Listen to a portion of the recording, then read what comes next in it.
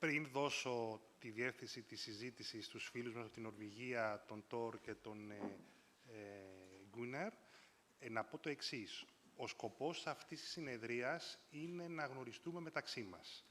Ευτυχώς όλο το προηγούμενο διάστημα και σήμερα είδα ότι έχει γίνει αρκετό networking, διότι ένα ιδιαίτερο χαρακτηριστικό αυτής της ημερίδας είναι ότι για πρώτη φορά εμείς ως αιωλικός κλάδος ερχόμαστε σε επαφή με ανθρώπους και επιχειρήσεις που δεν γνωρίζαμε, δεν είναι στο κύκλο μας. Άρα, καταρχάς, σας ενθαρρύνω να συμμετάσχετε στη συζήτηση που θα ακολουθήσει. Δεύτερον, σας ενθαρρύνω στα διαλύματα να γνωρίσετε μεταξύ σας, να ανταλλάξετε απόψεις και ίσως να κάνετε και συναντήσεις. Έχετε μπροστά σας μία λίστα των επιχειρήσεων που έχουν κάνει register και συμμετέχουν σε αυτό το session. Να σας πω ότι κάποια στιγμή αυτή η λίστα με τα στοιχεία επικοινωνίας θα διαμοιραστεί φυσικά σε όλους ηλεκτρονικά, αλλά θα περιληφθεί και σε ένα report, σε ένα τόμο. Αν επομένως κάποιος, που δεν το πιστεύω, δεν θέλει να περιληφθούν τα στοιχεία επικοινωνίας επιχειρήσης, ίσως αυτό να μας το δηλώσει τώρα, αλλιώς να σιωπήσει. Για πάντα. Και με αυτές λοιπόν τις κατευθύνσεις και τις ενθαρρύνσεις θα δώσω το λόγο στον πρόεδρο, στον Τόρ από την Norwegian Offshore Wind Association και στον πρόεδρο του board του Norwegian Offshore Wind για να διευθύνει τη συζήτηση και να κάνει και τις παρουσιάσεις. So, you have the floor thank you. For the first presentation and then to encourage the discussion with the audience. Very good. I'll step over there then. Yeah. Thank you.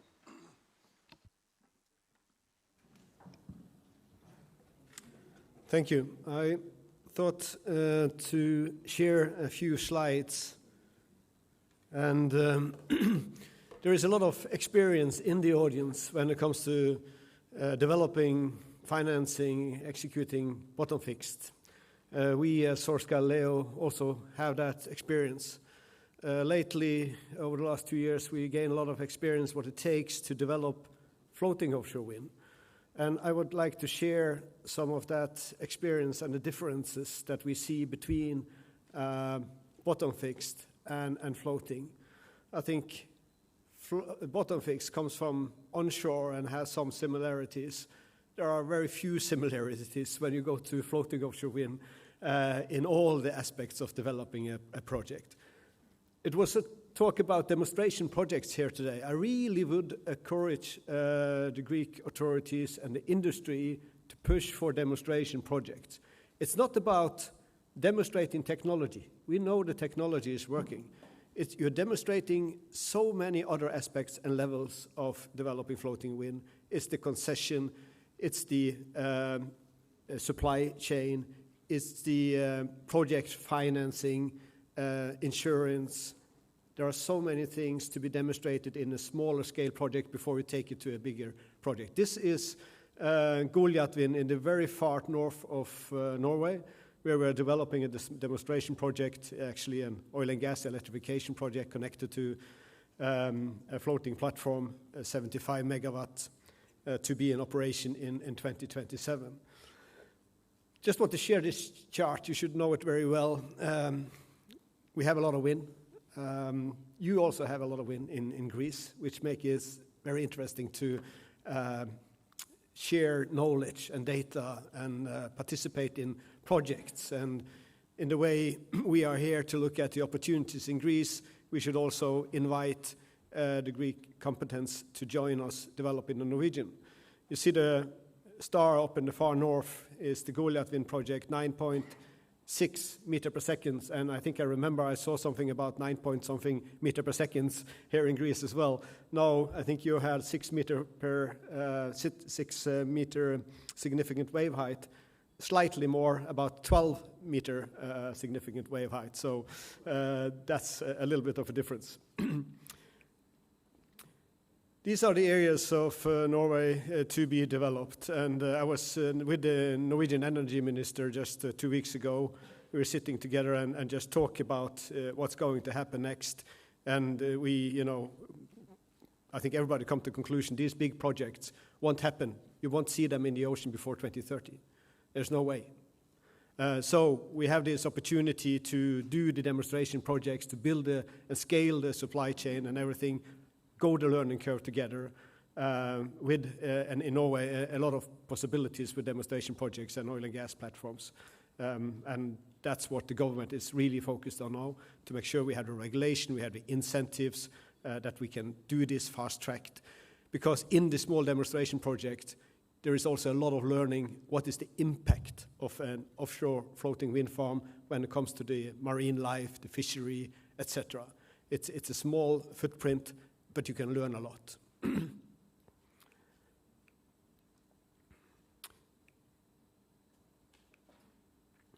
So let me touch in on some of the thing I would like to share. I don't have to take, the first point doesn't have to take much time. I think your Minister of Energy was very clear that the ambition is to develop an industry and value creation, employment. It's really, really important. But I think it's not only saying that, but you have to develop the ripple effects reports. We've seen some of that today, and I think just continuing doing that kind of analyzing, providing the public with this will give you a job, this will give you value creation, try to make people proud of the industry that will come is important. And as I mentioned also earlier today, I see that everywhere, in Italy, in UK, in Norway, lack of resources, lack of competence in the government. Not talking the government down, they're doing a great job, but you have to add resources to the government to be able to handle the big volume of applications and the things that you have to deal with. Also, I think in Norway, the qualitative criteria, number 3, has been an important value for the supply chain, because requiring qualitative criteria to the developer forces the developer to invest in the local supply chain early on. I think just the one application in Norway, Utsira Nord, just the application itself, I think the developer spent 50 million euros on the application, another maybe 50 million euros in investment in local supply chain because of the quality criteria. So you create kind of an industry early on. I think also it was mentioned today, there was a debate about government should go in early to do surveys and provide information. I think you had a great start on that. We do some of that in Norway also. Very important. Governments to take kind of a lead in collecting data and sharing data. You start creating this sharing an environment. I think 50 years in oil and gas in Norway, one of the things I'm most proud of is the way we cooperate and the way we share. If you have an oil and gas infrastructure and I find oil next to you, I have the right to be connected to your infrastructure. You have to share your data. I have to share my data. That's what we do with Goliath Wind up in the north also. We found wind next to the oil and gas platform and are allowed to use the infrastructure. So creating that kind of atmosphere is very important. When it comes to developers, I think we really need to dare to open up. We need to share, we need to cooperate. One example in Norway, when it comes to joint industry project, is TGS, who has a LiDAR. Boy, why should everybody have their own LiDAR? I mean, come on. We can cooperate on that matters. Why should everybody collect environmental data? This is things that we should cooperate and dare to share more. I think that will accelerate everything, because we need to work together on these data, share those data to be able to get the permission to do what we really want to do. I skipped some of the other things here, need to move on, but I think one thing that go into the next slides before I end is a big difference when it comes to floating is you have to take your choices when it comes to technology early. And you really need, when you're making your schedule of the entire project, you have to build in the finance schedule, the project finance plan, the technical advisors, the data room, the due diligence, All that have to be built in. And you are facing at least 2-year lead time on 5 to 10 items of your wind farms. So you really need to start making your technology choices. That also means you need to have that kind of competence in your consortia. So build a strong consortia from the start where you have that competence to be able to make those choices and not only ask for an EPCI contract, but be able to bundle supply chain contracts like a marine operation, a hull contract, etc. In that way, you can have a hands on your wheel when it comes to the learning curve and driving the cost down. Something to consider when it comes to the supply chain. I think the table to the right is a very important part, the certification of the technology. Don't take for granted what the suppliers say or what they will do with fancy animations. Drill into their qualification, drill into how they're going to qualify the technology, and make sure you have a contingency, make sure you have a float to an alternative way to go for that. Also, sufficient capacity is key. I think you easily in floating will underestimate the resources required within your own organization, as well with the suppliers organization, as well as your legal support and your financial support. So if you put that in place, well, multiply it with 1.5 or something, and maybe you are closer to the truth. Finally, I just added a typical finance work stream because I think many of us, either we are finance people or we are engineers, and when it comes to floating wind developments, we are very easily engineers and we move into the solutions. Make sure to build this into into your schedule and involve people early on, because people will say, well, there are so much failure with cables. And you will say, well, Hellenic Cable, others have those new solutions. And so the insurance don't want to insure your cable because there's so much failure. And you point to a new solution, they will say, oh, we don't like new solutions because they're new. So and that's floating wind. There is new technology all over the place, right? So back to the last table with the certification, qualification, etc., very important. But bring the insurance, make sure you have an insurance advisor early on, bring the finance advisor in early on and be part of this. I could speak all night, but I'll stop there. Thank you. Thanks.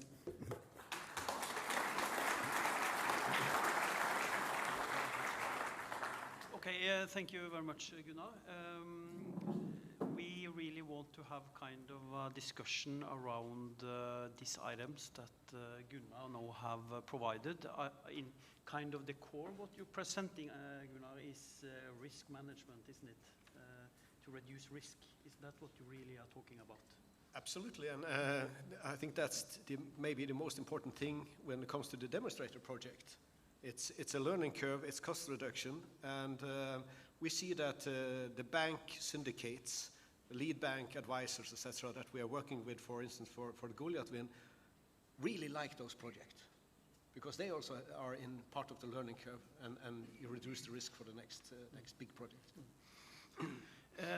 Is there any questions to Gunnar's presentation or comments to the way he presented it? It's the Norwegian way of doing it, in a way. It's the partnership model that he talks about. The Norwegian partnership model is much about trust between the developer and the supply chain, and also what you talk about was this joint industry project is really the Norwegian way of doing it. Do you have the same here in Greece? Is it kind of a joint industrial strategy that you're looking for? No comments? Do you have anything to say? Yes.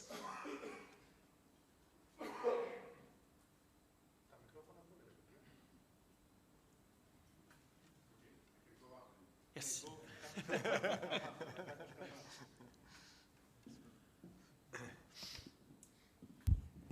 My question is the following, and this is related to the discussion we had this morning.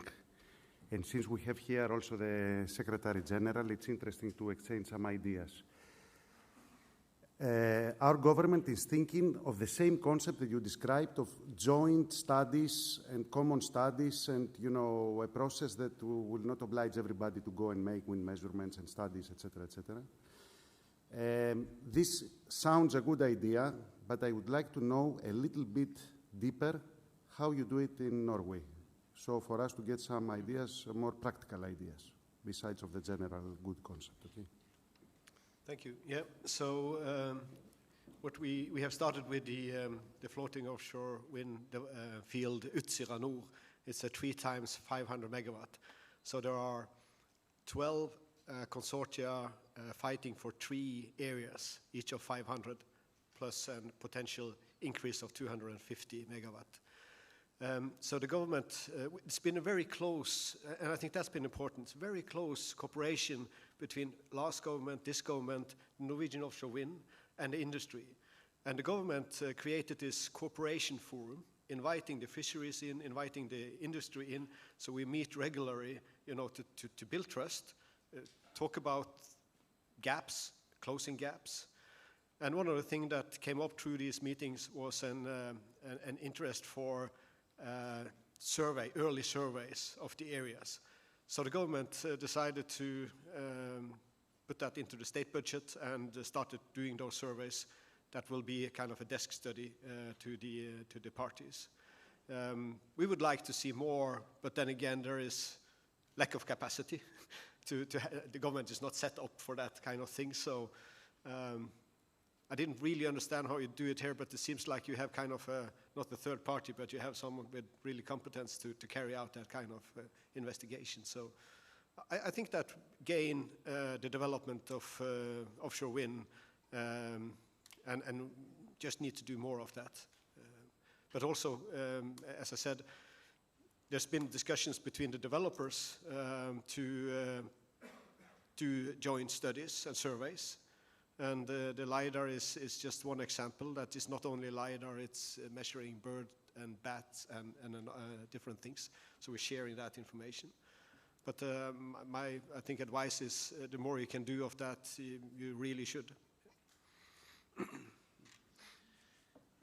Any other comments on the Savero? You have any comments on this partnership model? Yeah, I think that, as Gunnar pointed out, I think this is the best way, I don't want to say the only way, but the best way of proceeding, because only doing partnership, we can achieve trust, and when you achieve trust, you open up. And when you open up, you are also willing to share things, and also to listen to others, and find solutions that can bring also an advantage in terms of de-risking. You were talking very much about de-risking. This is the factor number 1. Secondly, also to achieve a better return on investment on what we are doing. I think that working by like a silo, this will bring that you as a sole company want to achieve the better margin or the better price or whatever, and this will create a bigger risk and a bigger capex, so not making the project viable. I just want to make a comment here because you bring up an important point, because when we see this demonstration project and the next phase, you know, 1 gigawatt, you think of the scale of the technology is really the thing that brings the cost down. One of the most, the largest portion of the cost reduction here is the financing of the project. Because we're doing demonstration project, the next project is cheaper on the financing, and it's really one of the biggest things. Yeah. Okay. Yes, just to be the devil's advocate to my Norwegian friends here, maybe perhaps seen from outside the Scandinavian model, the partnership model based on trust, could also be seen as kind of keeping the wolves away. How would we see that, Gunnar? I mean, if you are part of the partnership model, then you're inside, then you get the contracts. If you're not a part of it, then you're outside. Well, I wouldn't look at it that way. I think Savario is into a very important this is a journey. It's a journey about building trust. And as I said, I think it started in Norway in 1970 with the oil and gas, and where government required the oil and gas companies to work together, right? And required them to share data and be open with the data. So the government created that culture. And that's what I'm saying. I think you need to go that path. And it's not about excluding anybody, it's about including. Thanks. Okay. Yes, yes. Give the man a microphone. Look, okay. The Secretary General is asking me, how much money does the government need to throw on the basket in order to make these studies? I tell him I don't know, we will ask these guys. So I'm asking you, how much money? We are talking in terms of 10 millions, 50 millions, 200 millions, for how many projects? Okay, more? Well, it's you can say it's an advanced loan by the government because the developer have to pay the price at the end. Same is with if you look at the joint industry project, the TGS LiDAR, where everybody, 12 partners or so, pay a share, and then we get the money back, and the winners takes the bill. So I think for the Utsira Nord, the area that covers the 3 areas, I believe it's like 8 million euro, if I remember correctly, for doing the survey. That will be, but again, the developer will pay that. I see a disagreement from the other side. No. Hey? No? 8 million for 3 sites to make a study wind potential and environmental? Very cheap. Okay, sorry. Yeah. So excuse me, your question is more about how much the government is subsidizing the... No. I'm saying the following. The concept of having the government doing the wind studies, the environmental studies, the licensing of the project, all the package. Yep. What means in terms of cost? I mean, what should be budgeted, roughly, according to your experience in your country? Maybe our country has different costs. Do you have a figure? Well, because as I said, the idea is good, but we need to see the details, and the details is always dangerous sometimes. Yeah, I think we can come back on that and share data instead of me speaking out of my head right now. But okay. There are numbers, and we can share that. Yes. Fair enough. We need to wait for the. Okay. Yes. My name is Jörg Phil from company Sumitomo. We are a Japanese developer and investor. I mean, talking about costs, I mean, it's not only developer costs. I mean, we have to be honest here, and Wolfgang, you mentioned that this morning about the costs, scale effects. We have to come to bring down the LCOE. I mean, we are engaged in several floating offshore projects. We are seeing tremendous skyrocketing capex at the moment, floating up to 200 euros per megawatt. And I think we have to be honest. I mean, someone has to pay for it. So, I mean, we need an attractive CFD because 70% is coming from banks, and they want to have security to get the revenue back. So it costs money, and the question is also not only the development phase, but also what is the CFD has to be attractive so that there's a business case there. So the question what I have simply, I mean, LCOE, I mean, Wolfgang, you showed graphs this morning. Is that the right advice really to focus on small projects instead of large scale? I mean, we are talking about 2030 and above. To come down with the cost, what you have shown us today, is that the better way, or would you stick and say, let's start with 2 or 3 sites? Γαλαρία πιο σιγά. Can you repeat the last part? Or was it better to start with 2 or 3? Now, you explained this morning rightly that we can bring down the cost tremendously, but that's what you have shown in your chart with these 3 columns. If we look for larger scale projects, more than 2 or 3 sites, something like that. So would you agree to skip that and focus more on the large scale project to bring down the LCOE to make it cheaper for the end consumers in Greece? Well, in my opinion, what I wanted to show is that if we build one single demonstrator, the cost for that one is huge. If we then do, like Gunnar just showed, 5 times 15, So in the 100 megawatt range, there are several ones now coming up in the UK. That is to qualify that we have a grip on all the logistical components attached to it, right? As Gunnar said, it will float, yes, and it will spin, so we know that.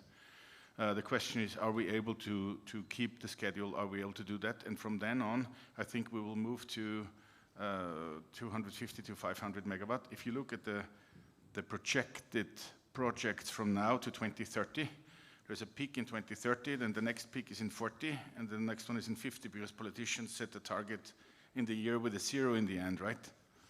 But I think that we can get quite far with the 500 and 750 megawatt projects. But we need to make sure that it will work, that we are not having a Mercedes A-class error, and then you have 1 million cars that all fall over.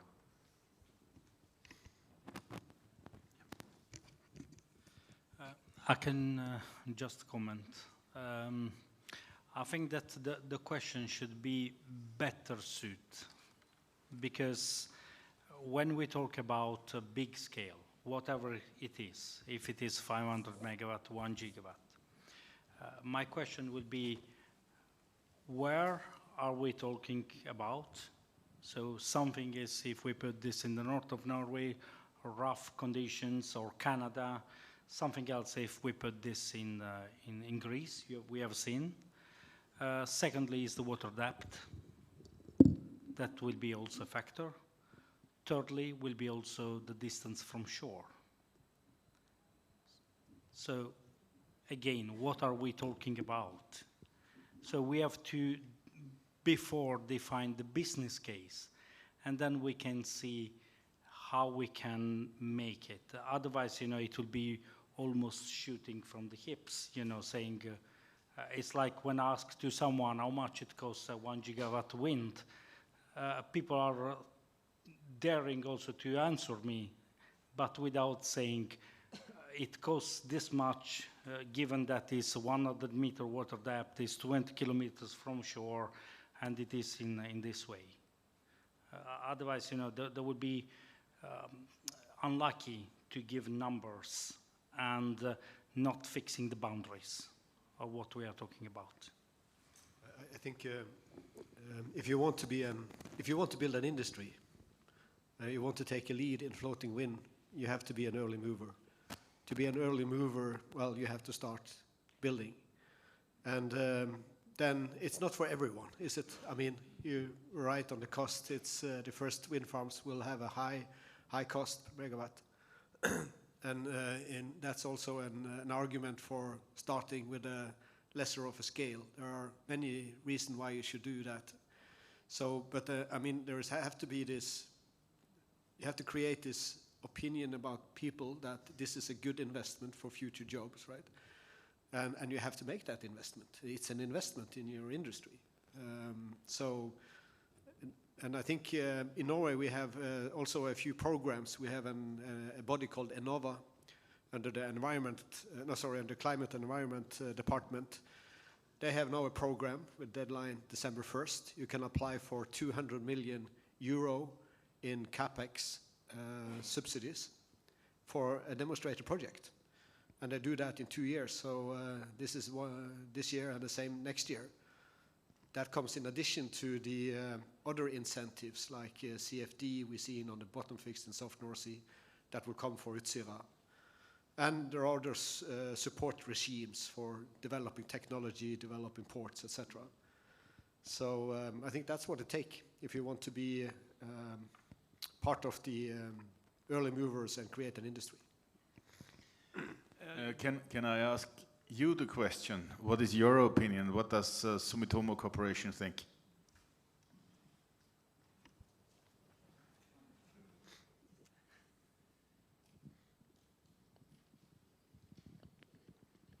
I mean, I would not be here if I do not see a rosy future for floating foundation in Greece, to be sure, to be crystal clear.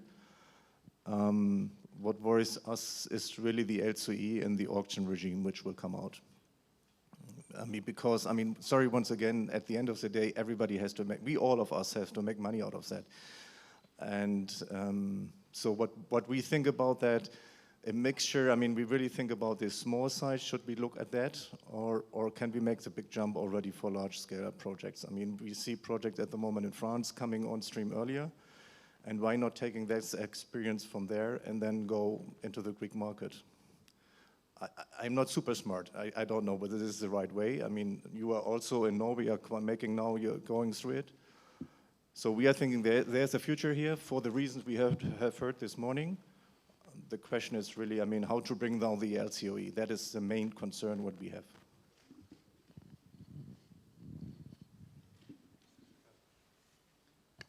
If I could just help by maybe deviating the question, because there are certain constraints right now. In an effort to keep the LCOE at the highest possible level, we have taken very seriously into consideration the availability of the grid and the connection points.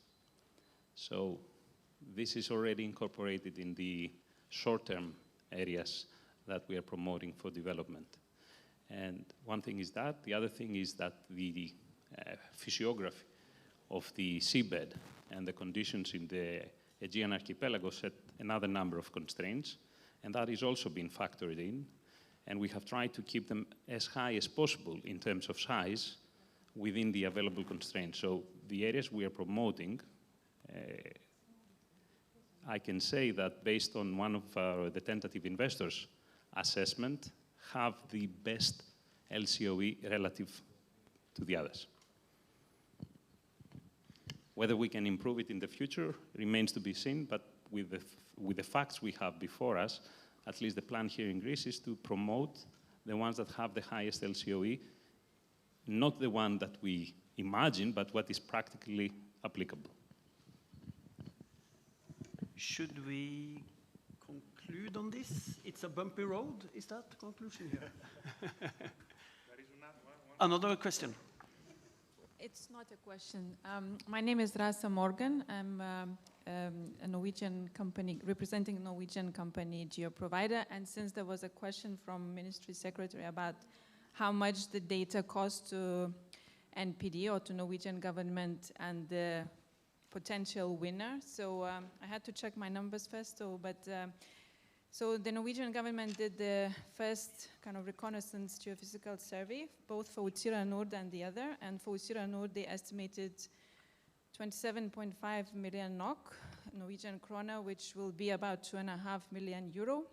That entails just geophysical survey, without the geotech, without the environmental, without any vibrocores, and etc. So that's just to give you the some feel for it,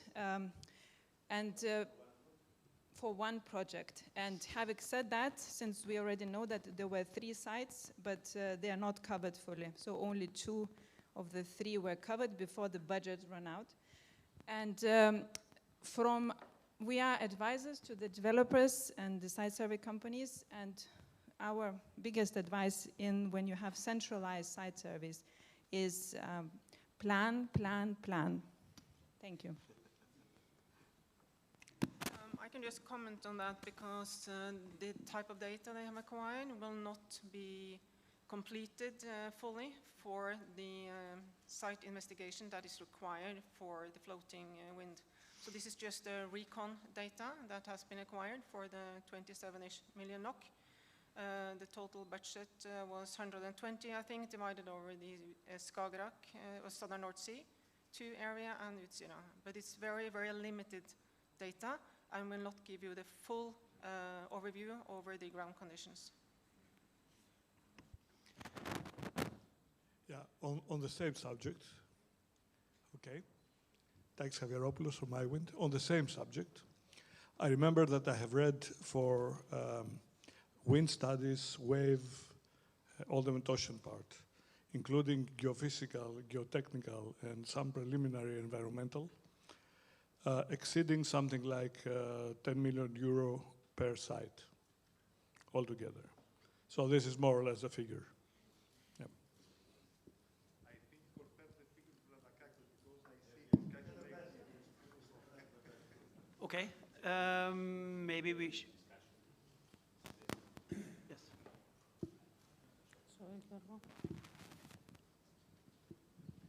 With all respect to the need to start putting some figures before us, I think we need to be cautious. There are multi-parameters before comparing one survey to the next. We can go into extreme detail about the type of Metosian data, about the uniformity, how homogeneous the site is or not. If you have effects like we have in Greece with the islands, we can talk about the understanding, the prior understanding, and the complexity of the seabed, what kind of geology you should expect, how deep you want to go, the geotechnical elements and the different technologies. So understanding that we need a number, Panayoti, I think it's very difficult, and we need to be careful not to just take simply one analog from there, but we need to make the appropriate comparison.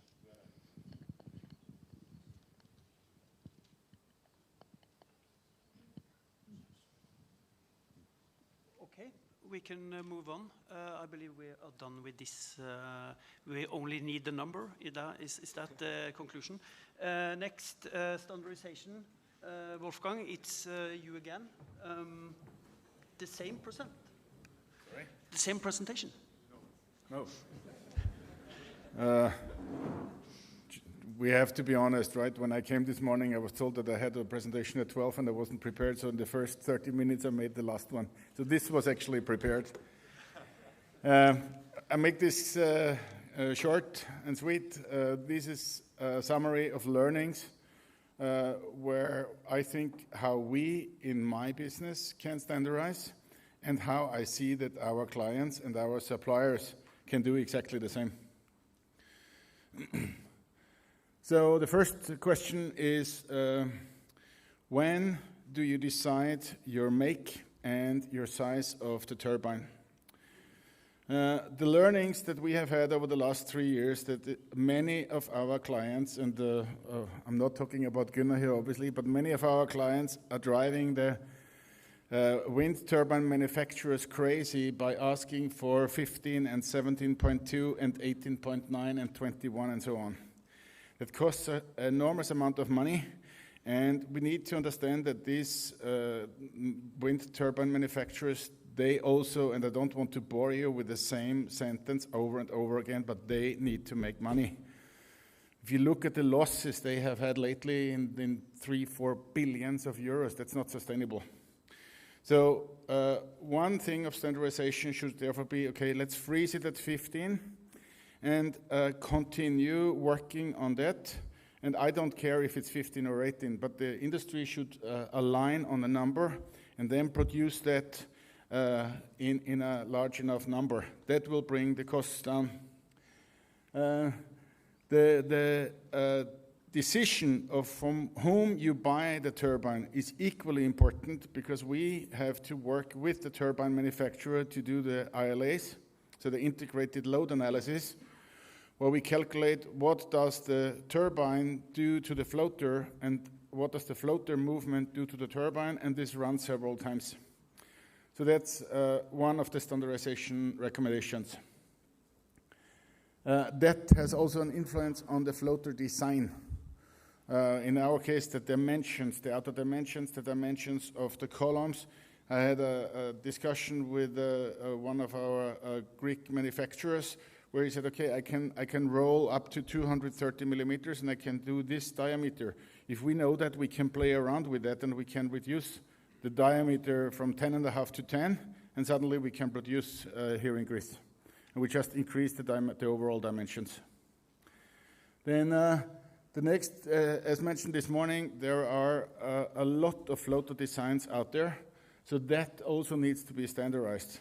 There has to be a floater design that is perfect, fitted for the region, both with respect to the size, with respect to the waves, the winds, and so on, metocean data, the water depth.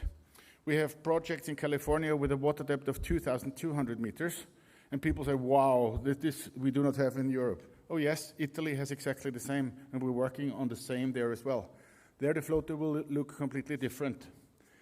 With respect to moorings, there is another need to standardization, Because if we want to achieve these dream targets from the politicians for 2030, 40, and 50, there will not be enough capacity to produce chains or fiber ropes or anchors. So therefore, we need a new technology.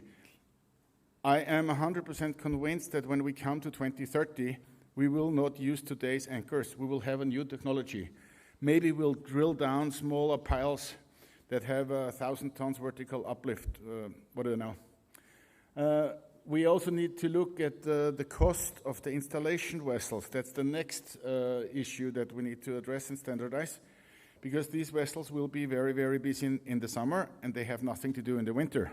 So whoever is a vessel owner needs then to find work for that specific vessel to work in the winter.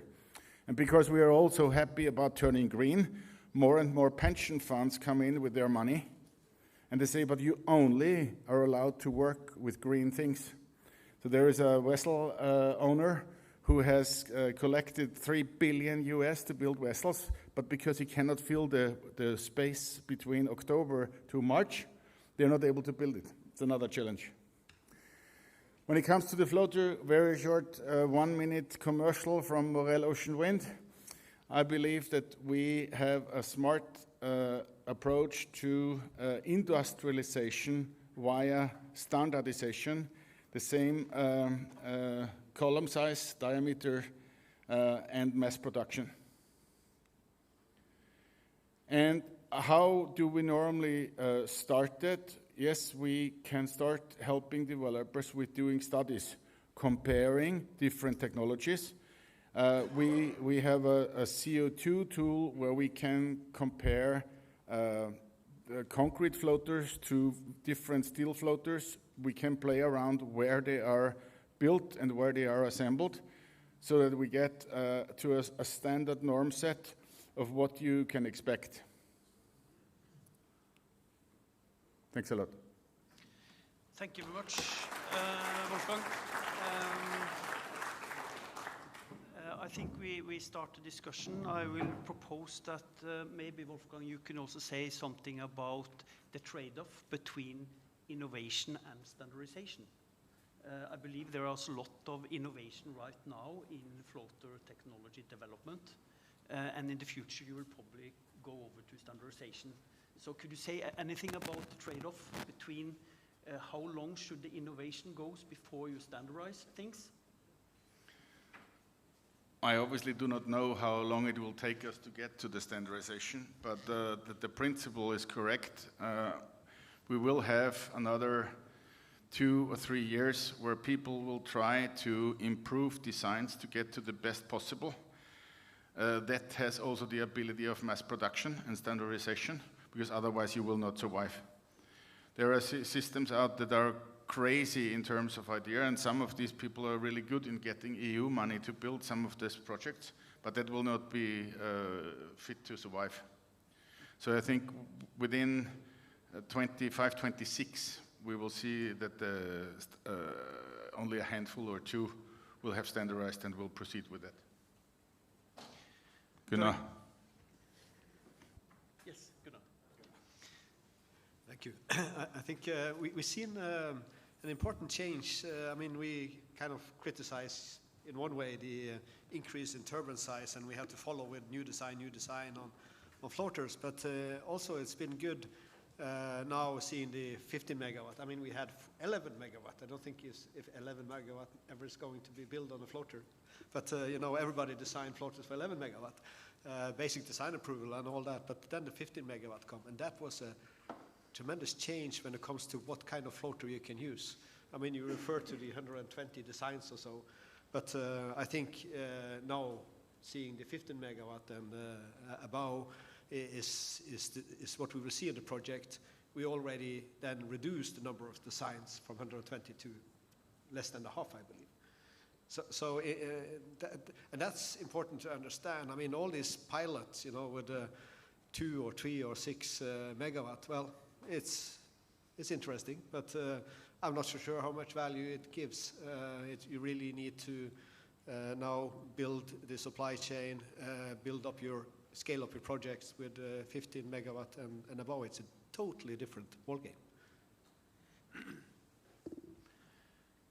Any comments to this standardization, innovation? I have a question. There's one question up there. This was mentioned this morning. The two pilot sizes in Greece, is it 300 each? 600 together. Yeah. Bottom fixed. Bottom fixed. And on floating? Nothing. No. Because I think that by the time you then move to floating, maybe you don't need, I agree to this, don't do 2 megawatt, you can go to 100 or something like that, 5, 6 units. Yes. Hi. John McCaskill, OWC. Thanks, Wolfgang. Really enjoyed the presentation and totally agree with industrialization. But we all know that we need turbines to freeze at one point for vessels for a whole bunch of reasons, but actually for reliability as well. Because we look at the North Sea and we see lots of Siemens 3.6 120s and V112s, and they had large populations so developers could understand the reliability. And now we've got much reduced turbines in operation before the next platforms come up.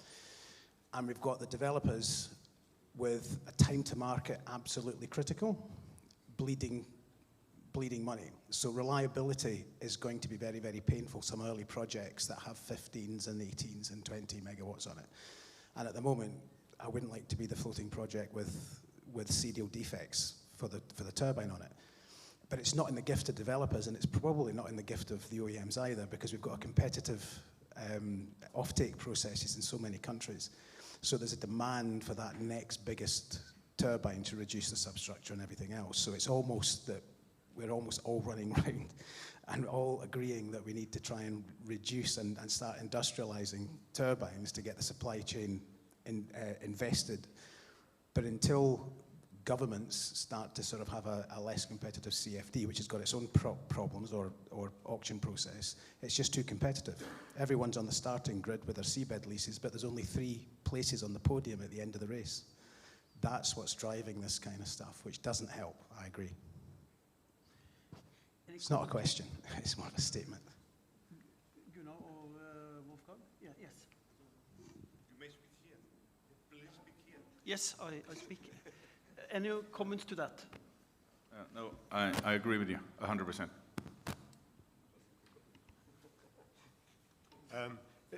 Sorry, if I may just comment quickly.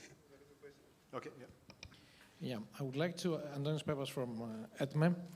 I would like to ask what is the premium that a company has to pay to the bank for, let's say, conducting a project that has not have a demonstration already to the one that already has a demonstration. So this has to do with technological risk. And the second is about industrialization. Do you weld or do you have bolts in your assembly? Can I answer the second question? I give the first one to Gunnar.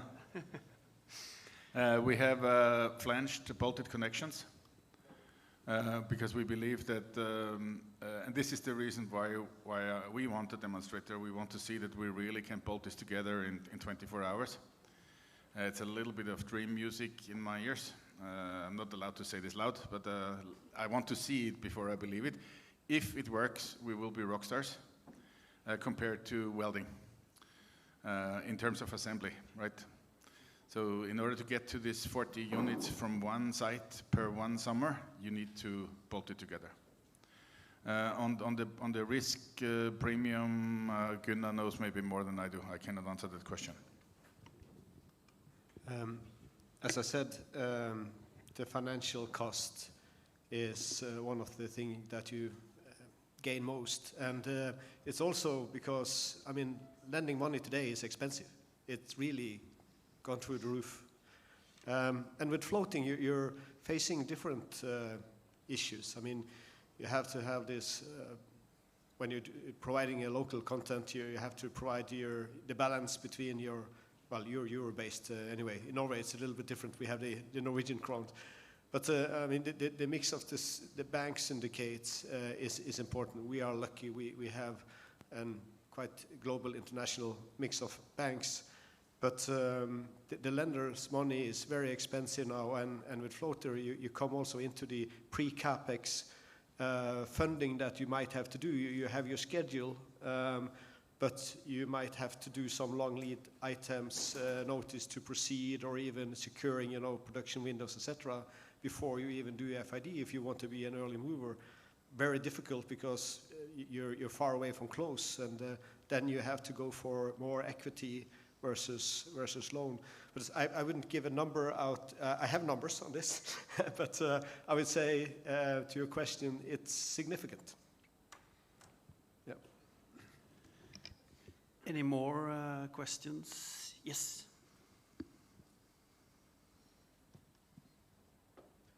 Elliot from Floatmast. So between standardization and sharing data, costs become an even more important factor in bids. How do you prevent a race to the bottom?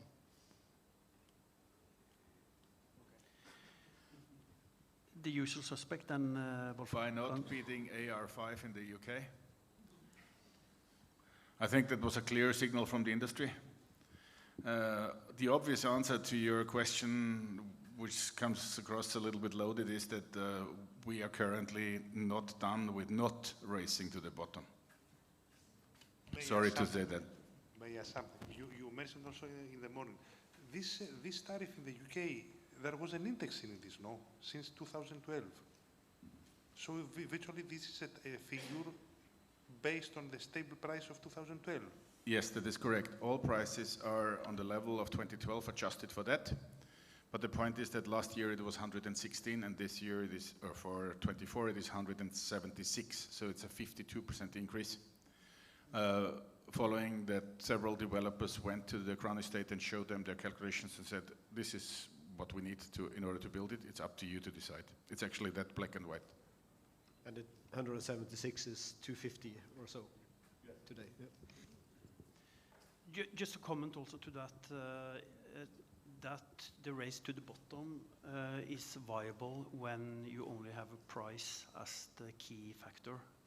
You can have also quality issues into the bid, and that is something that also discussed now in allocation round 6. Is that should they also have a green dimension around the contracts for difference? So if you have a greener supply chain, you could have a higher price, so to speak. So a kind of a trade-off. So then it wouldn't be a race to the bottom in the usual respect, and at the same time, you could also get some innovation into a greening of the supply chain. More questions? May I? Yes. Hello. Thank you for the very interesting presentations. I am Georgios Komoudoureas from Motor Oil Renewable Energy. I have a question which is not strictly related to standardization, but because we touch upon the matter of compensation and CFD, how would you, is there any tip you could give to the regulatory authority of energy who is responsible in Greece to design the CFD competition in terms of qualitative criteria that could be inserted in the tender whenever that happens? Because as it stands in Greece, competition will be based on price only. But if there is any qualitative criteria that are to be inserted, they have the potential to have a huge impact on the strategy of the developers and how they plan the surveys and the supply chain approach. Yeah. Okay. You are a president, say whatever you want.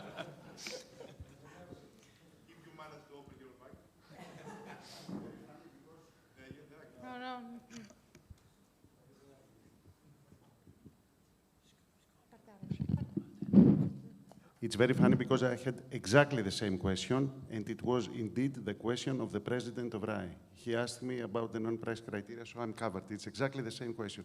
So it's a genuine question from the president of RAI, okay? So if we just take a look at the... Oh, sorry. Yeah, so it's just not to transfer the questions. You already responded, it's a green supply, so no criteria. Is there a criteria with a domestic supply chain, a domestic value supply chain? Is there something on your tenders?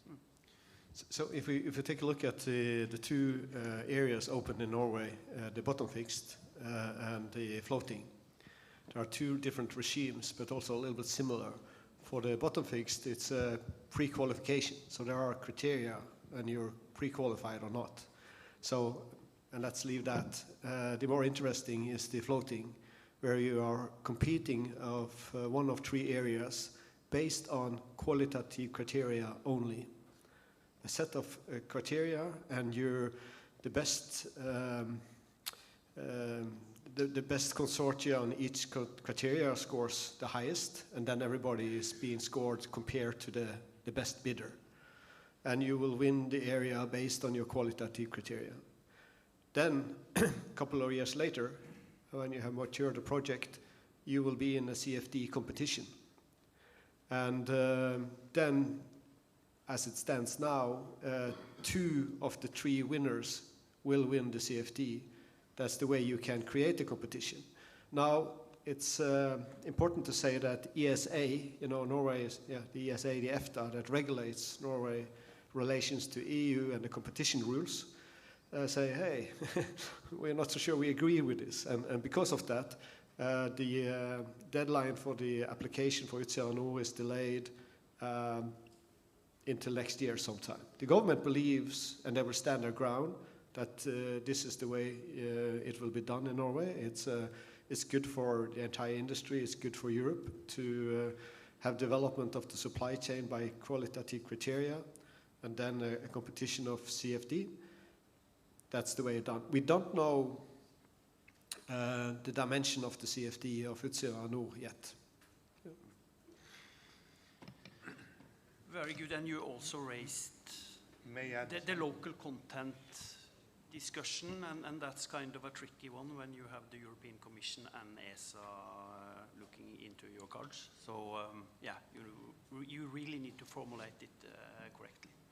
Yes, you have. May I add something here? Yes, there is this debate about the qualitative criteria. If I have understood well, in the wind power package announced 2-3 weeks ago, the qualitative criteria are introduced as pre-qualification criteria, not as competitive criteria. So I think, based on the institutional documents of your commission, this is the trend.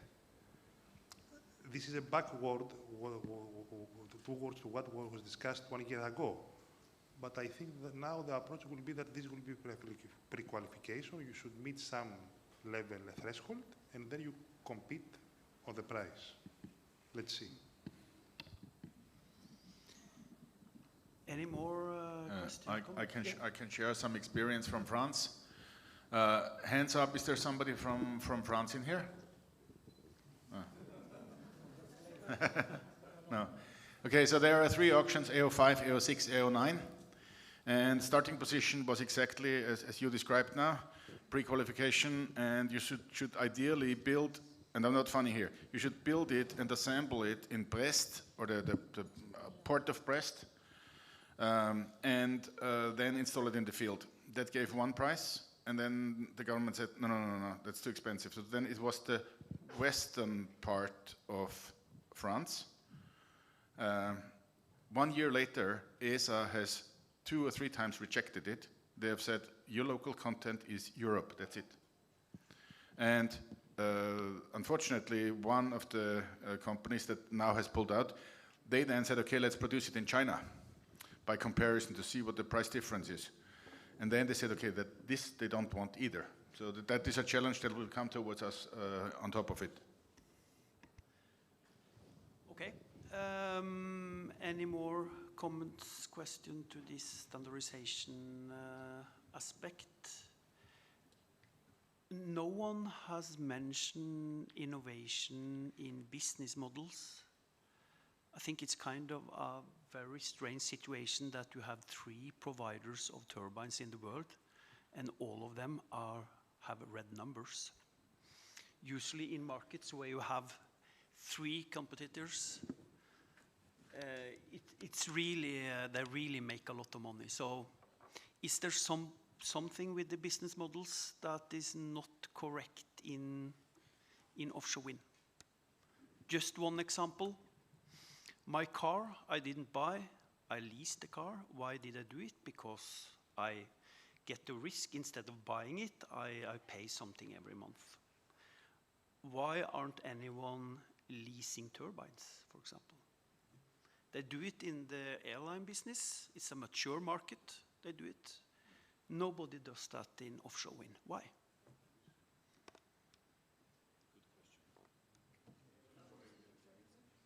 Yes?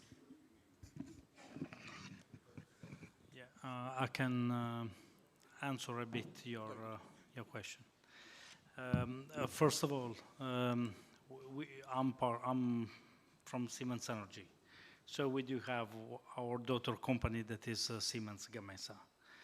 So you know very well the news that have come with the capital market some days ago, with also the deep red numbers from Siemens Gamesa. As you said, there are also Vestas and General Electric with less red numbers. One important thing that is that the market is asking, and Wolfgang was talking before, the bigger, the bigger, the bigger, the better, the bigger, the better, and then squeezing down the prices. Sometimes I say, if you look in the offshore wind space, and especially in the floating, the bigger turbines that we do have per today are 8 megawatt. It's the iWind Tampen. The 11 were in the market, but were not purchased because people were already jumping on 15. Now we do risk that the 15 will be not purchased because everyone is waiting for the 18. So there's a rush, you know, in having the bigger. And what I do fear really is that one day we will come, I do hope not, but that we will come to a certain point where someone will have a kind of weakness or mistake in the wind turbine or in the structures, and then you can have an incident, and then the entire industry will stop. I've seen this on the battery side for some cases in Norway, in the marine, where the market stopped because it was fearing. So this is one thing. The second one, you were talking about the business model and why no one is not leasing. I think the answer is more that I do know some groups that have been willing to, let's say, buy for leasing wind turbines. Unfortunately, we are in a situation where when you go to Siemens Gamesa, you go to General Electric or Vestas, they don't sell you, let's say, 10 wind turbines, but they want to sell you a big quantum wind turbines. So they want to sell, I don't know, 30 wind turbines at the same time. And per today, at least per today, there is no market for someone that wants to buy 30 of those at the same time, because otherwise you have to park them somewhere and reuse. And someone was saying, yeah, but then you can do on multiple projects. But it's not so easy, because as soon as you move the wind turbine from one location to the other, this has an impact on the structure of the wind turbine, so make it a bit more robust or not, depending on the wind speed. And secondly, is what Wolfgang is offering, that is the floater. He was saying, and that's correct, that you do need to do the mechanical, so the static and dynamic interaction between the floaters.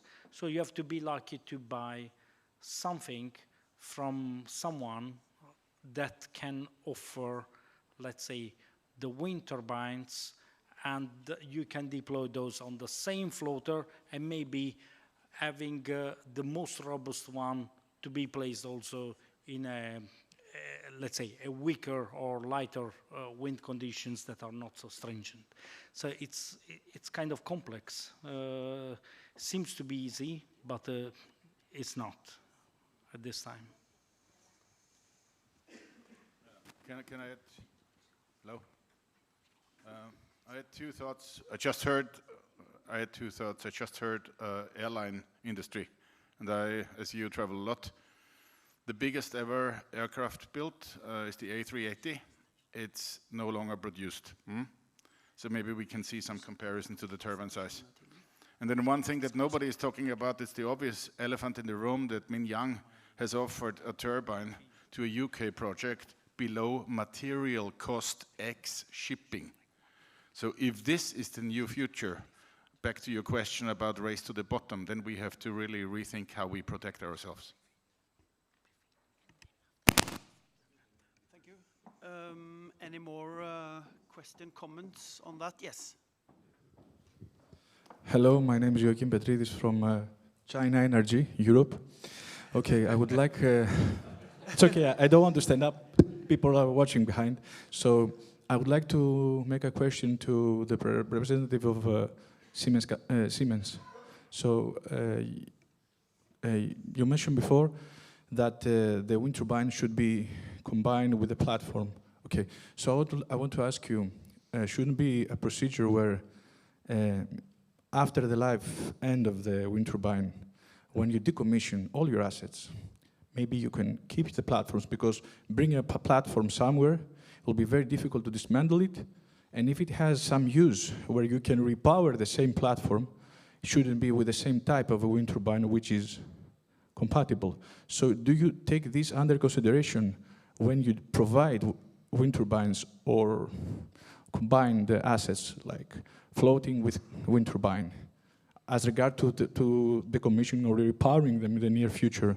Because you cannot have maximum height. After some, there will be some limit. You cannot go to 40 or 50 megawatt in the near future. There will be some upper limit. So have you considered this, or have you any thoughts or about that? Thank you. First, thank you for your question. First of all, the wind turbines that per today Siemens Synergies or Siemens Gamesa is producing are totally recyclable.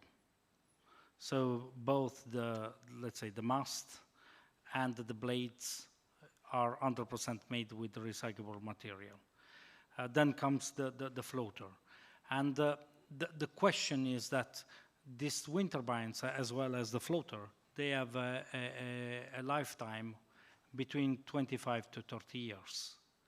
So this means, if I follow you, that if we are using something like the 15 megawatt that are per today, that in 25 years you have to reuse the 15 megawatt, because it's not so easy just to say, okay, then we put the 18 megawatt or we put the 21, because we'll change the diameter, we'll change the physical dimensions. So it's, if you ask Wolfgang, he will answer to you that from a point of view of the floater, will not be possible to use his floater from 15 to 25 megawatt, because the floater must be constructed differently, and also the diameter of the wind turbine will change, and all the mechanical interaction in between. You know, the secret for Wolfgang is that he said, I have to think about interaction between wind turbine and the floater, and then floater and wind turbine. The secret lies in the fact that the wind turbine manufacturers literally hate, if the nacelle is moving. In a way that if the wind turbine does like this, they will say to you, I'm not going to sell you anything, forget it, because this can create a lot of problems, not only mechanically, but this creates a lot of electrical problems. First, because of class rules. You were into class rules, and also you, Gunnar, you were into the class rules, saying that you have to adhere to class. But secondly, because you have also voltage and frequency, like pendling, that this can create an even bigger problem around. The secret is to keep the nacelle like this, and then under can do whatever it wants. But then that point there is steady state. So I think it would be impossible, if you ask him to think in 25 years to have the same thing with everything without have been testing this. unfortunately. Thank you. It's highly entertaining that you say this, and it's really true. But we have done studies, as I said, for California, 25.5 megawatt.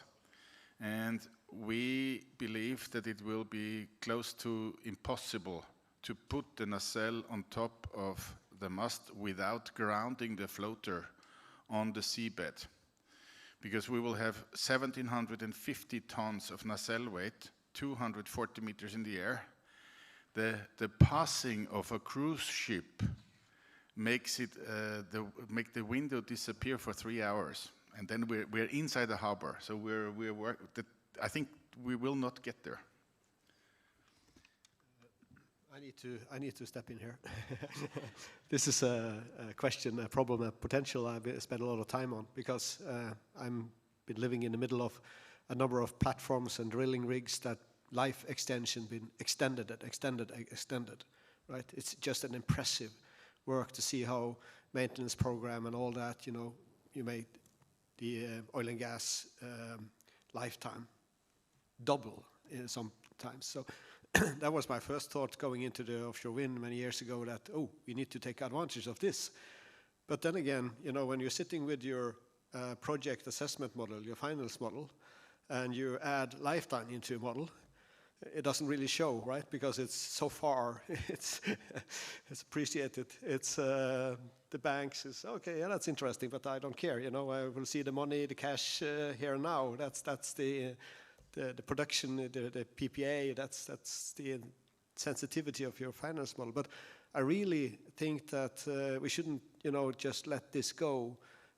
Because from a sustainability point of view, I mean, there are so many good reasons to look into the extension of the lifetime. And so with the floaters, we do have the competence to do that.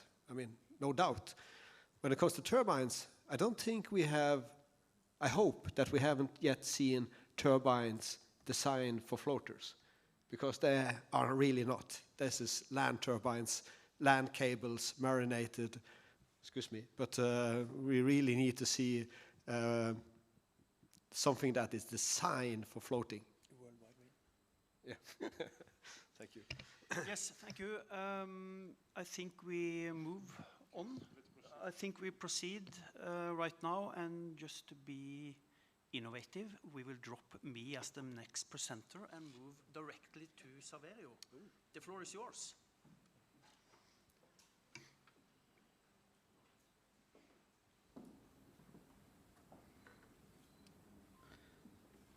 Yes. I was asked today to step in because of a Norwegian colleague who couldn't join. It's not from Siemens Energy, but from another company. And therefore, I was asked if I could contribute in the pre-feed session. Pre-feed are the key for the success of, let's say, projects in floating offshore wind. Meaning that the success leads in doing them bankable and having also a return on investment that is the quicker possible.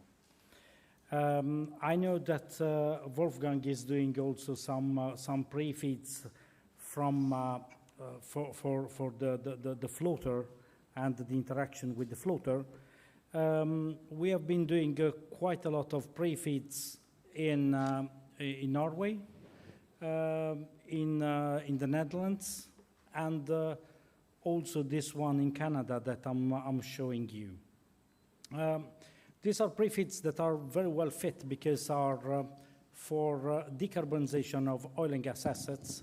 We have been talking today about doing the so-called stepstone, so doing the small project to understand how to build it, the supply chain, and then be prepared for the upscaling. And this is what it has been done. So basically, it came to us an oil and gas company in Newfoundland, saying that they have 2 platforms with 30 kilometers distance, And they asked us, we want to decarbonize those. And the decarbonization, they said that they had to go down with a total of 26% of CO2 emissions on their platform, including the flaring. So what we did, and this is what can be done, everywhere. This study is part of a bigger study that includes also the evaluation of ports, of vessels, vessel types that you do need, also of the cables, the subsea cables.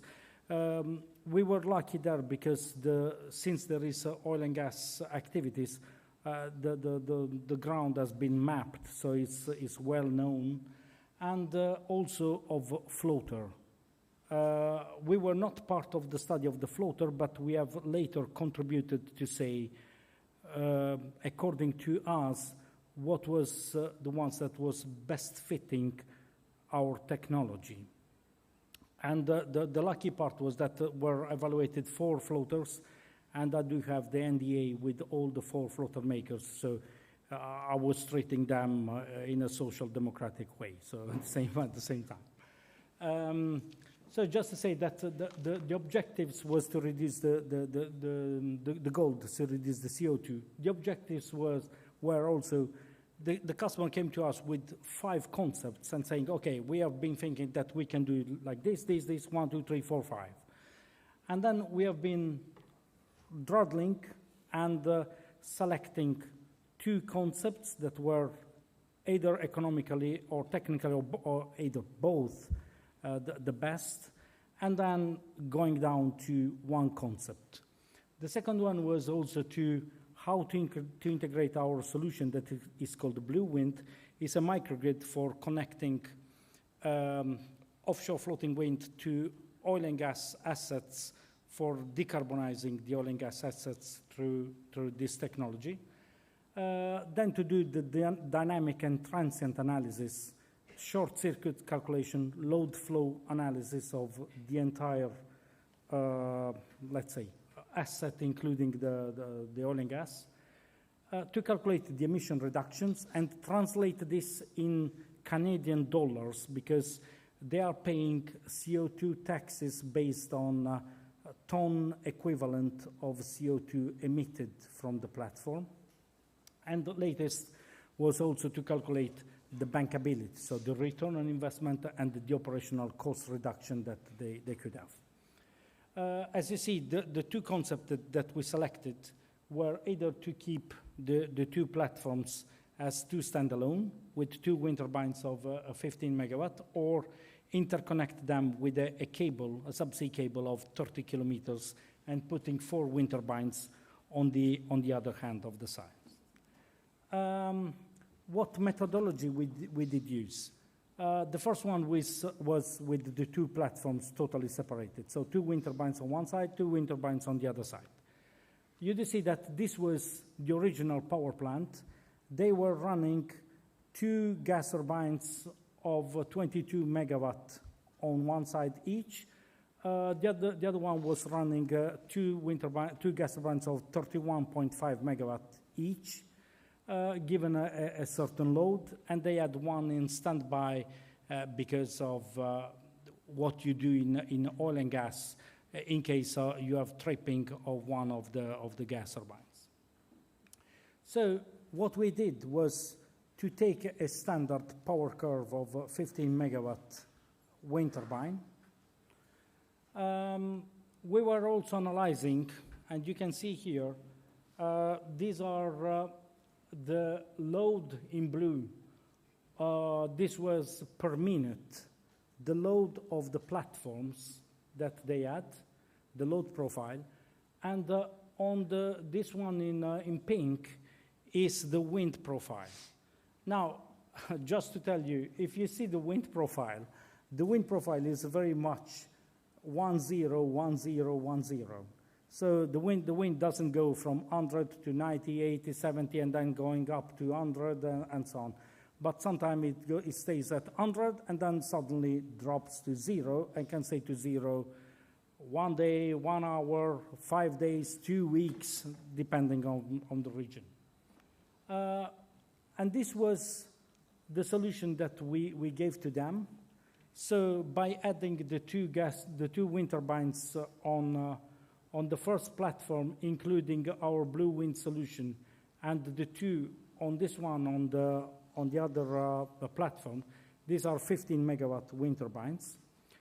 We could achieve to switch off one gas turbine here and reduce, in a way, keep this one like this because they have also the so-called waste heat recovery, so they need to produce heat there.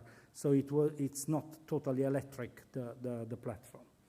The results were that we were reducing emissions only for comparing the two power plant by 47.6%. You can see the other case when we did the interconnection, so having the cable in between. Of course, as you understand, the capex increases because we have the 30 kilometers cable in between. The boundaries were the same, so this was not changing. The solution here, you can see that putting 4 gas turbines here, we could have been running only 2 gas turbines, 2 out of 4. You see here that here we were running 4 gas turbines. Now suddenly here we are running 2 gas turbines, meaning that one platform, this one here, was on the top, was going purely electric when there is the wind. This is possible because in our blue wind, the microgrid, it connects the 66 kV, it takes from there, and then stepping down to 690 volts AC, we have the blue drive converters that are AC bidirectional converters, and then we do have our batteries. This solution, just to tell you, as a TRL 7, because these are components approved for marine and offshore, and have been used already in a lot of applications. And this is a standard solution.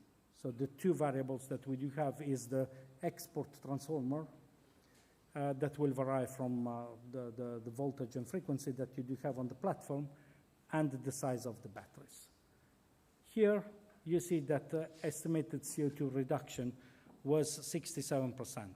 When we talk about return on investment, the return on investment having this solution here, that is the most aggressive solution, if we take only this solution, it's 1.9 years. So it's not a matter of, shall we do it or not? So you just do it.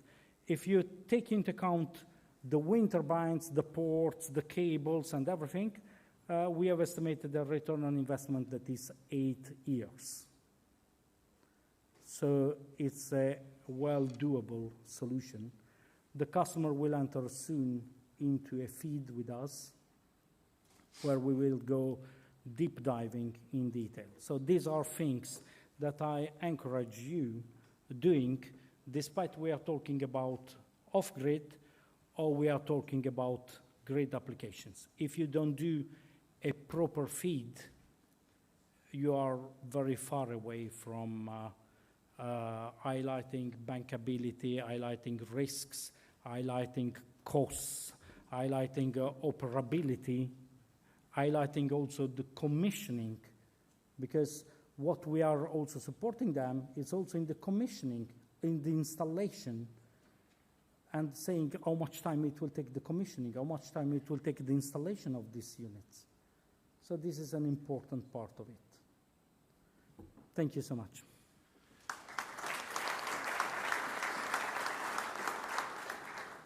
Thank you very much.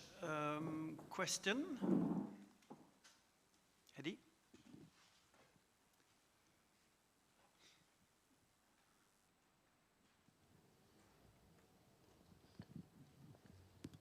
Thank you. I'm Eddie from X1 Wind, and I have a question to you from Siemens about dynamic power cables. As a floating technology developer, we get a lot of questions by client on what kind of dynamic cables we've planned for our 15, 20 megawatt units. And I want to ask you where the market is in terms of 66 kV and also larger.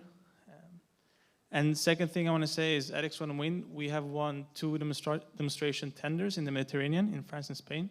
So if anyone is interested to talk about how we can help in tenders in Greece, I'll be happy to have a conversation after this session. Yeah, it will be good to talk about in the solution that I showed you. We are, since the floating wind is just 3 kilometers from, let's say, from the platform, we will either go out with a 66 kV AC cable, dynamic cable, or it might be that, depending on the solution, the other one will be also going out with a 13.6 kV cable, because the distance is short and the losses are not so much. So we are doing also a cost-benefit analysis on the capex side versus the losses that you have in the cable to define the voltage level that we do have. Generally speaking, I agree with you that when we are going to wind farms, we have to move higher, so going to 132 at least kV cable, even if higher. Thank you. Yes.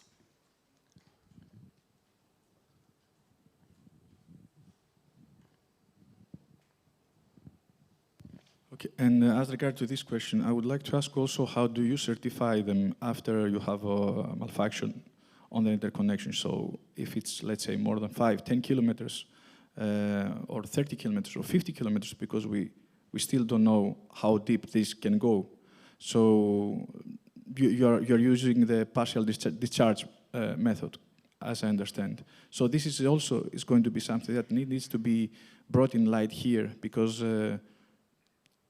we evaluate the cabling, but when it goes more than a distance, let's say if you have more than 20 or 30 kilometers distance and you have a fault in your cable, then you need to do a partial discharging, and there are few companies that can do that in such long lengths.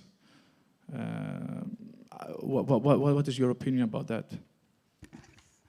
Yeah, that's a very good question, because we have been doing, you know, the most of the failures in today's wind farms, despite that our bottom fix, are happening on cables. I'm stressing people thinking about that, because people is thinking just to send one cable to shore if they do wind farms.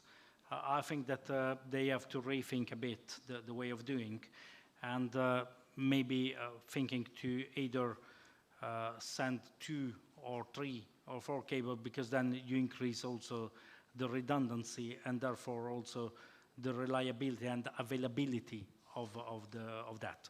What we have done here was that we have simulated also when you lose the cable, what will happen, and also from the imbalance that you will create, and also we have been looking also to possible short circuit of the cable, and we have seen that with the protections that we do have, the system can survive. It has been done, let's say, a very aggressive test on that, stressing test with a scenario that is almost not there, will be not there, but it was a very worst case in order to secure that we are within these boundaries.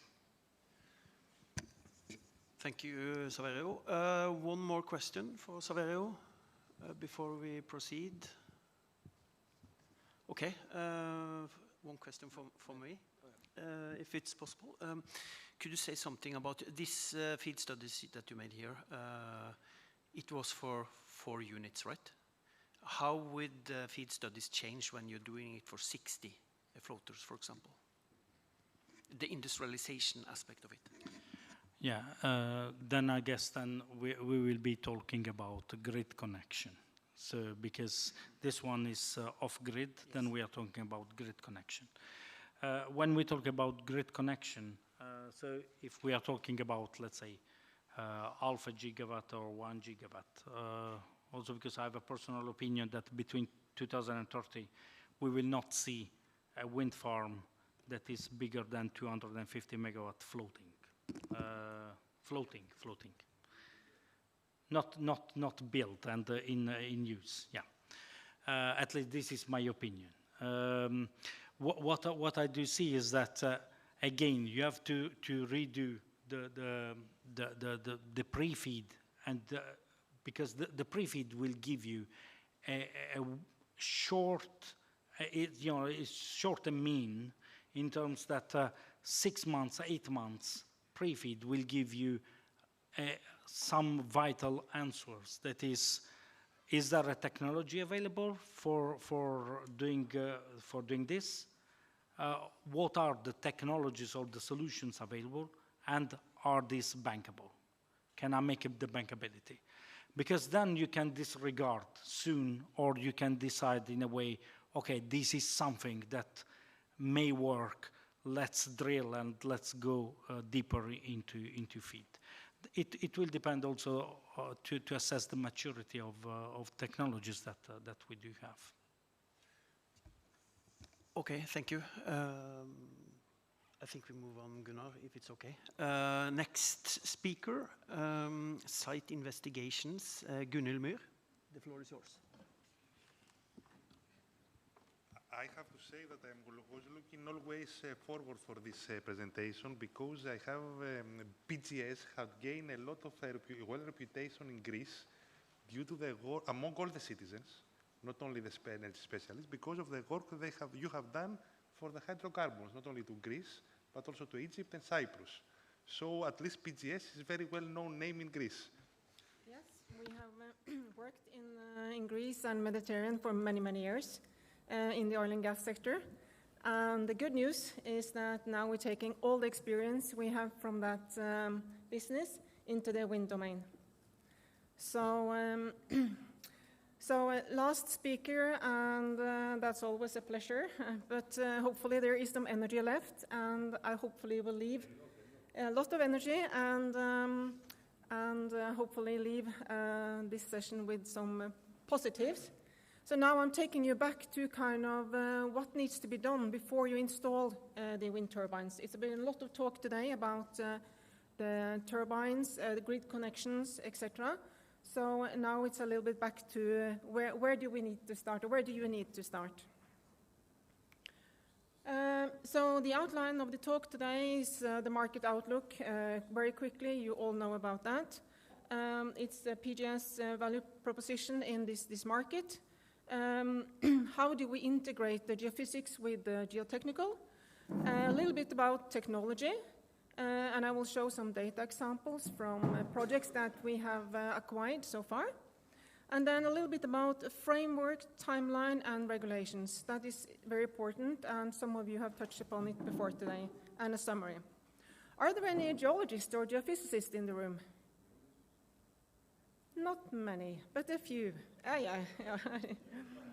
Yeah, so hopefully some of you will learn something then as well today. So that will be my aim for today, is that you will learn something. So yes, the offshore wind market is growing, and it's growing rapidly, as you all know. I saw some articles the last couple of days that the world needs 1.5 terawatts with energy from solar and offshore wind. So the numbers are increasing, and there's a huge demand to build the offshore wind. So time is critical. Time is very critical for all of you that are developers to develop wind. And time is also critical. We talked about the climate earlier today, and to reach our target, time is becoming more and more critical. And then we talked a lot about cost today. It's been a lot. I've been listening, and cost, of course, comes up again and again. And for the developers, it's important that you can secure the project economics, but also the time. So but also that we can shorten the time from when you are awarded a lease area or an area where you're going to place the wind turbines until you actually are producing megawatts. So that time is critical. So our goal in this industry is that we can shorten the time it takes from you are awarded an area until you have placed the turbines there with 50%. And I have to say that we have already done a few projects and we have achieved that goal. So we can get there. We can help you to reduce that time with 50%. Today, the SUT traditional workflow for site investigation is that you start with maybe some data you already have. There might be some data available. As you said, we have acquired lots of data in this area before, seismic data, but from my previous, a quick discussion earlier today, I don't think that you have any data, but there might be something there. Then you go through this flow, and then you go out there and acquire data, and then you realize, oh, I need to move my turbines. I have different different anchors, different installations. I need to move them, so I need to go up and acquire more data. So this repeats, and sorry, let's see here. Oops, does that work? Oh, there. Ooh, gosh, that's completely out of sync. So you go back and you refine your geophysical data, refine the geotechnical, and you go in a loop. We would like to cross off this one and cross off this one, so you don't have to go in all of these loops. And hence, then shorten the time with 50%, as I said. So this is a little bit more detail, and I apologize for that, but it just explains again the types of data that you acquire, and you end up going in this loop, acquiring this geophysical and geotechnical data. And that can take time. It could take 1 year, it can take 2 years. We talked about periods for acquiring data. Maybe you need to come back next summer. So this takes time, and you're just losing time before you actually understand what kind of turbines you're going to place out there and where you're going to place them and how many you're going to place there. So typically, today it's been acquired 2D data. And the 2D data, there's kind of a few passes over an area where you're going to put your wind turbines. Then you do some geotechnical studies in specific areas where you would like to take some core samples. You would like to take some more samples of a specific area. And then you kind of freeze your wind turbine layout. And then you would like to do some changes, and you have to go and repeat this process. So we would like to to skip this first step and go straight to 3D acquisition. So so why would we like to do that? What are the benefits? Yes, again, you will save time that you spend on site characterization with 50%. It's very environmentally friendly. You don't have to go out there with several vessels. You don't have to go out there several times. So you do it once for all. That's what you do. The 3D seismic will also give you a full overview of the shallow hazard identifications. There might also be things on the seafloor you want to investigate, and it will give you also the flexibility for the turbine foundation and type, by giving you all the detail in a 3D sense. Permitting is an issue in some countries, and sometimes then there is restriction in getting a permit, and if you have to go out there and acquire data several times, then you might end up in an issue with not getting granted a permit. And you need a permit to be able to operate and acquire some of this data. So how do we do it? I talked about, we've been here many times before. We have acquired 3D seismic acquisition for the oil and gas industry. We are taking the HSE culture, we're taking the technology, we're taking the people, we're taking the operational benefits that we have learned over the 30 years and scale it down to fit for the offshore wind business. So what we are doing is that now we have to acquire data in a much, much more detailed manner. We are only interested in the first couple of 100 meters. Before, oil and gas targets were at maybe 2,000–3,000 meters. So we are focusing on the very, very shallow part. So we have to acquire data with very dense streamer separation. We have to apply many sources. So our bin size is down to 1 by 1 meter. I don't think you have many boulders here because there hasn't been any ice in this area, but there might be small features on the seafloor you want to avoid. You don't want to drill or put a wind turbine on a big rock on the seafloor, for example, and details beneath the seafloor. So all of these geological features that you need to be aware of. We are then adding as many streamers as we can to be able to cover an area very, very efficient. So that means the passes we do over an area will be reduced because we are adding streamers behind the vessel. And this is how it looks on the previous project we have done. So here you can see a vessel, and we are using the PGS vessels, big vessels. And then we are towing the streamers here behind the vessel. The sources we put on top of the streamers to be able to get you the near offsets, because again, you're only interested in the shallow part. And then we are adding all the technology from the traditional oil and gas acquisition into this acquisition setup. So this is how it looks. At the same time, we acquire multi-beam data. And the multi-beam data we acquire will be covered over the entire area, so 100% covered, once and done again. LiDARs has been talked about today. I suggest we put them on the vessel. Then you don't get the wind conditions measured from one site. You can actually get it measured over the entire area. It's going to be a shorter time because sometimes you would like to measure the wind data for a year or longer. But again, you can do this in addition to ensure that you measure the wind conditions over the entire area. I just worked on a site for a client in Europe, and 2 weeks before we were going out and acquiring data, they changed the whole layout. And this they did because of the turbines. They are growing in size, and actually those that were at kind of the corner of the survey area did not get any wind. They were in shelter, because now they increased the wind turbines. There are 300-meter diameter on these wind turbines.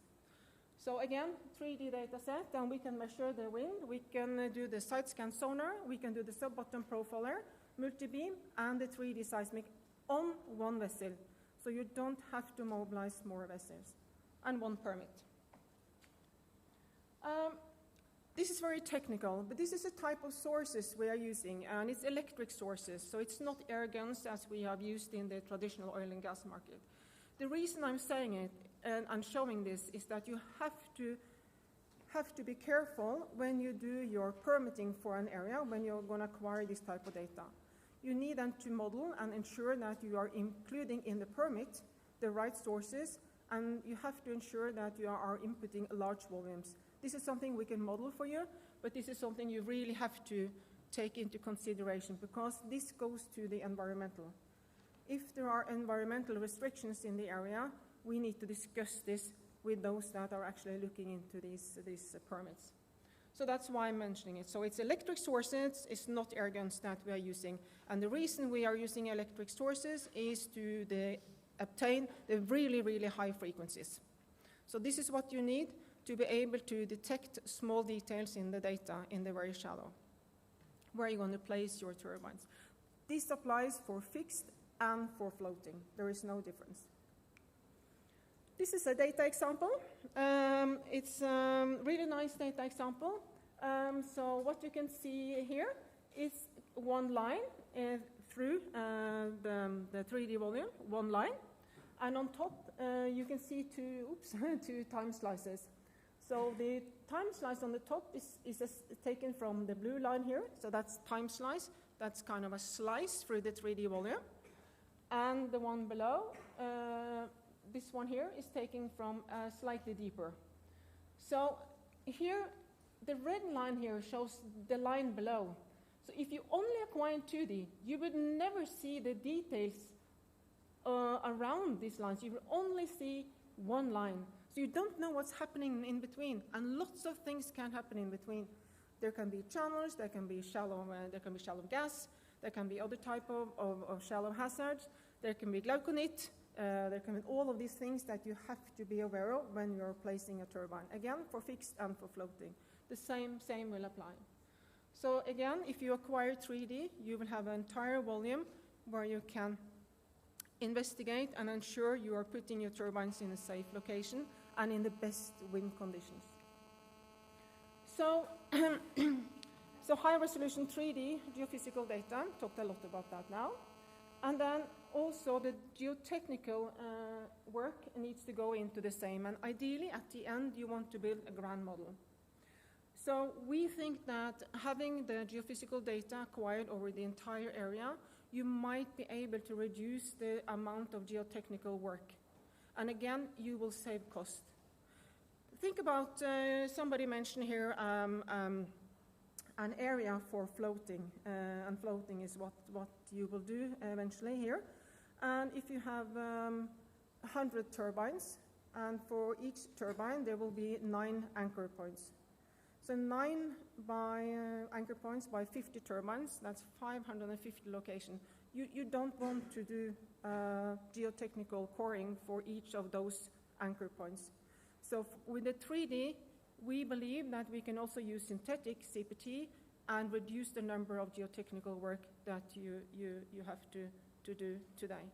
So again, that can help you to reduce cost and not at least reduce time. Time is important. Okay, I think, yes, so again, this is, shows just a 3D volume. And here, what we want to do is to be able to identify objects on the seafloor. You want to see the rock properties. You want to have the framework. And enhanced, at the end, you will have an enhanced ground modeling to be able to use for the engineering challenges that you will have in the area. This is just another example, and there are some geologists in the area, so they will probably understand this. But again, this is what you can achieve from 2D data, and this is what you achieve from 3D data. So as you can see, very shallow, just beneath the water bottom, you can see a lot more data in the 3D volume compared to the 2D. For each 2D line in between, you don't have a clue what's going on. You can interpolate, but it will not give you the actual facts about the geology and the challenges in the area. Here is one slightly deeper. Again, you can see a much more detail in the deeper layer than for the 3D than for the 2D.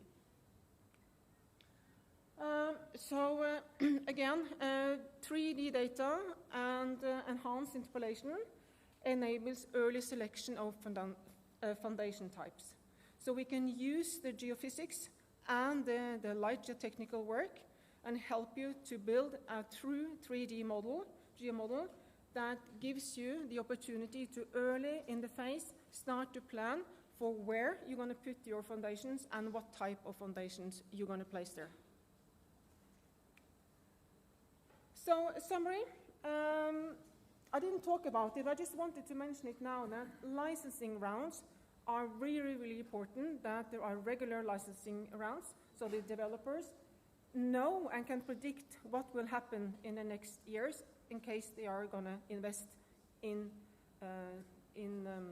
offshore wind in Greece. I also, normally I do say, look to Norway, I normally say when I give presentations. Now I'm going to say, look to Netherlands and look to the Crown Estate, because they are doing regular rounds, and every year now they will do 3D acquisition.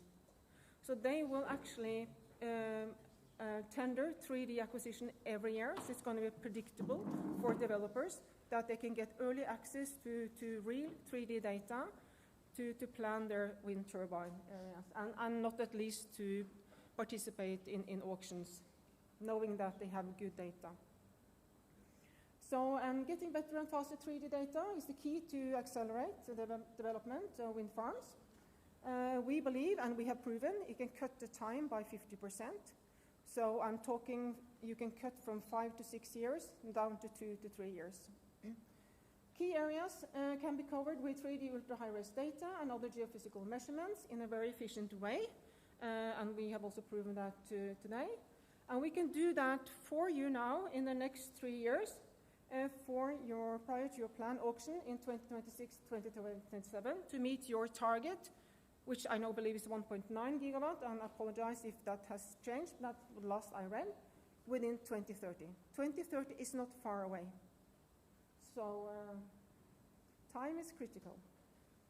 Yeah, and 3D ultra-high-res data can characterize near subsurface to strength property level, and this can offset expensive CPT work and borehole activities and bring the cost again down on your project. Thank you.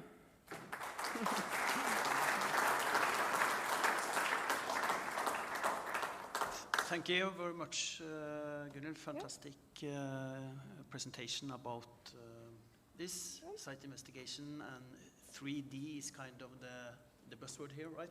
3D is the buzzword? Yes.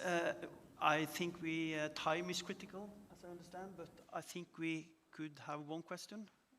Anyone have a question? No, it was crystal clear. You know, Thor, 3D is the nickname of a very good basketball player in Greece, eh? I have no idea. Yes, very famous. 3D, Dimitris Diamandidis. Okay, then me and Panagiotis is going to close here, and we want to be fast because time is running out, right? Speed is of essence. Just a little bit about what you have done today. The day has been divided into 3 different parts. First part of today, we got the market opportunities in Greece. We, as a cluster, the Norwegian Offshore Wind cluster, think it's quite interesting to be here. We think we could build partnership, and we think the timing now is quite right for us to come here, and we want to build partnership, maybe in the Norwegian way, built on trust.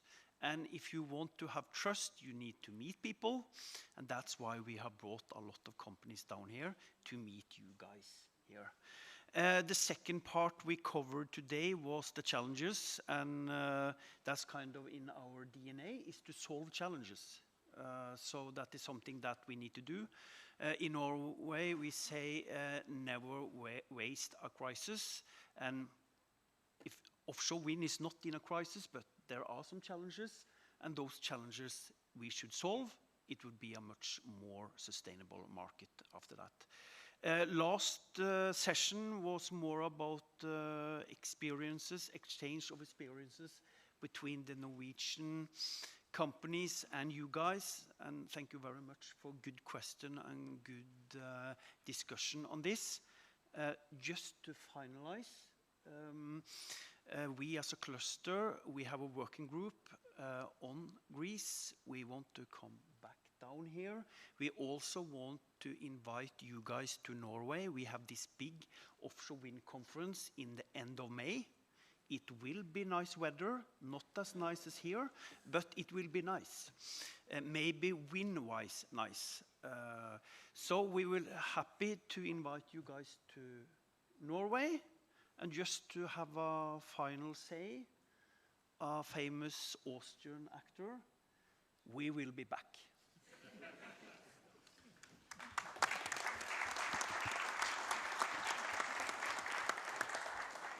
From our side, thank you very much, Thor, for your kind words. I would like also to thank mainly the President of the Regulator, who made us the honor to be with us all the time.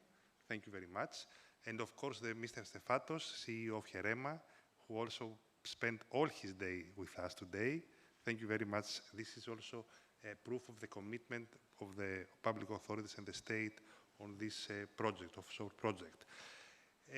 Thank you for the invitation, Thor, for May, but I have to say that we will be earlier in Norway because we need to have a mission, and we will, at the end of January, beginning of February, within the project that will collaborate together. It is funded by EA grants. So within the next days, all of you will receive an invitation to declare your interest, because there will be a mission from Greek companies to Norway in order to continue this exchange of experience and know-how transfer. And also I think that you will be back earlier than May again, around end of March. So yes, this project, this process will have a follow-up. And this is the challenge here, because yes, we had the opportunity to meet each other for first time, but the challenge is to keep this communication channel open, to follow up and to create synergies between the different sectors, the wind sector and all the supply chain sector, in order to see how we can maximize the value from offshore wind energy for our economy, for the society, and for the investments themselves. Thank you very much for your attendance. We'll keep in touch.